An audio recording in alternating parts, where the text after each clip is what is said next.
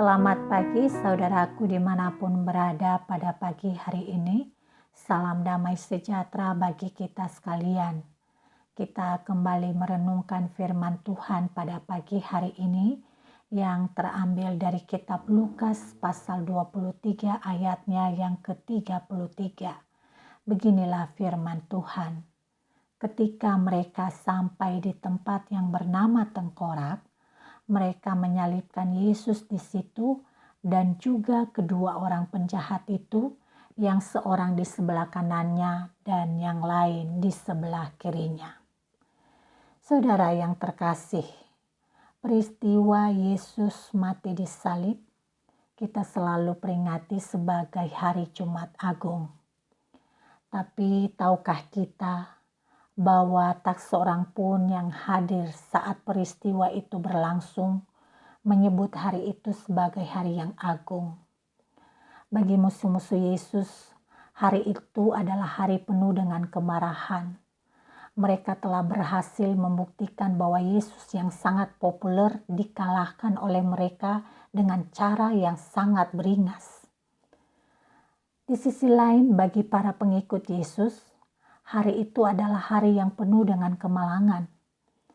Bahkan cocok disebut sebagai tragedi. Di hadapan mereka, seorang yang dikenal baik dalam sejarah terpaku pada salib orang Romawi dan mati di sana.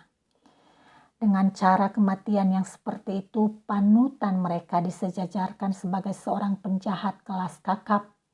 Itulah sebabnya seorang di sebelah kanan dan seorang di sebelah kiri adalah penjahat.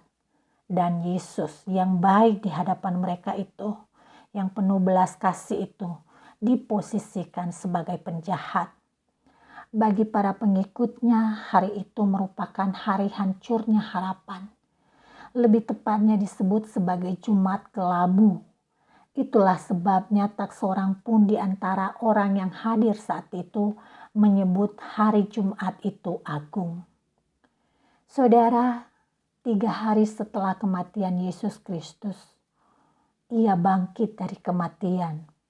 Kebangkitan Yesus Kristus merupakan bukti kekuasaan Allah yang tak terkalahkan oleh maut. Peristiwa yang tadinya dianggap tragedi, kini berubah sebagai hari penuh kemenangan. Yesus telah membuktikan diri sebagai Allah dengan menggenapi semua nubuat yang ada di dalam perjanjian lama. Yesus menang setelah melewati sebuah peristiwa yang disebut tragedi. Saudara yang terkasih, sadarkah kita bahwa ada banyak pengalaman yang kita anggap tragedi dapat berujung menjadi pengalaman kemenangan?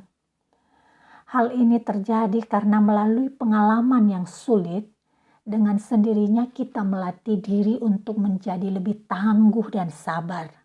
Dan melalui latihan itu, kita dihantar pada kemenangan.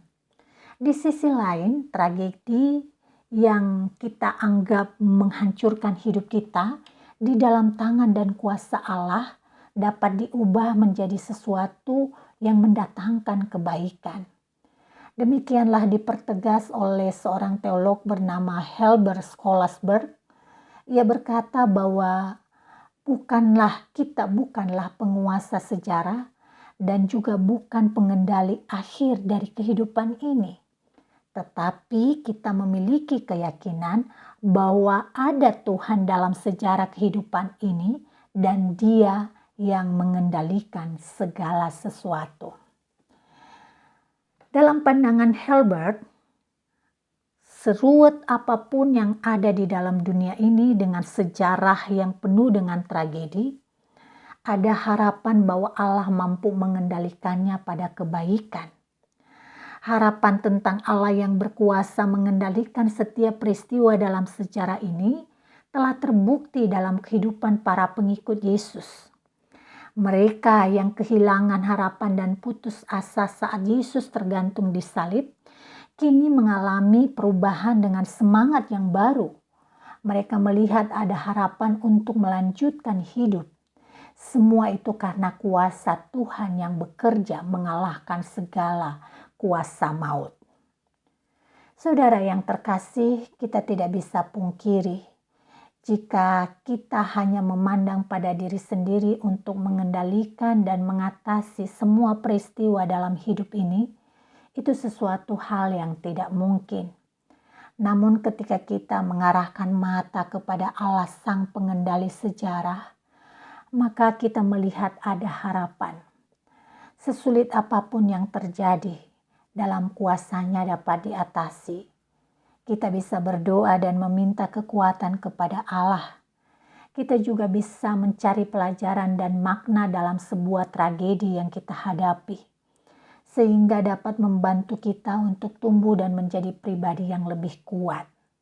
Ingatlah bahwa segala sesuatu yang buruk dapat saja dipakai oleh Allah untuk mendatangkan yang baik. Karena itu saudaraku, jangan menyerah.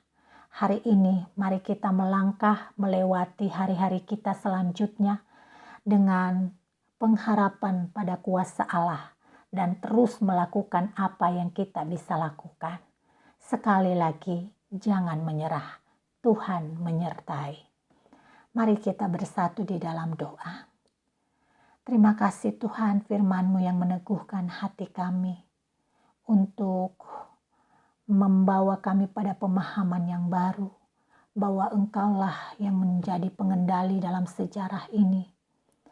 Dalam situasi yang kami anggap tragedi sekalipun, selalu ada harapan. Kuasa Tuhan mengendalikan dan mengarahkan semuanya itu untuk menjadi alat jalan dalam mencapai sesuatu yang baik. Karena itu kami percaya kepada Tuhan yang punya kuasa. Segala apapun yang sulit kami hadapi saat ini, kami berharap di dalam nama Yesus yang berkuasa. Engkau akan bisa mendatangkan yang baik dan mengarahkannya untuk segala kebaikan, baik untuk diri kami maupun juga untuk sesama kami. Ini doa kami Bapa, kami bersyukur untuk pagi hari ini. Dan kami menyerahkan hidup kami ke dalam tangan-Mu sepenuhnya. Di dalam nama Yesus kami memohon. Amin.